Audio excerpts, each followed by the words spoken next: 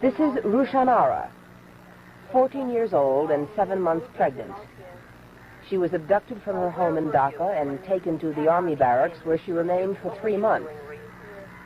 She says there were nights when as many as 30 soldiers forced themselves on her. And pregnant with the child of a Pakistani soldier. Like thousands of women throughout Bangladesh, she is carrying a child she does not want. She says that her husband was in the Mukti Bahini. He was a commander of the force, in the village. And this army people were looking for him, and they had broken into her house to take him away, actually.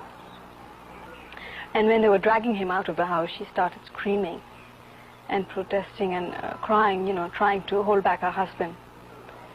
And one of them turned back and raped her in front of her husband, who was forced to sit and watch with guns pointed at him. And later on she Like many women who were raped by Pakistani soldiers, Saira is in disgrace among her people. Her parents take care of her, but they are certain that no man will ever marry her. Since January, many of the women ravaged by the Pakistani troops have been living in this house. They're being cared for by a government-sponsored women's rehabilitation group. Almost all of the women here are pregnant. They are very young, some only 13 years old. In a few cases, their parents have abandoned them.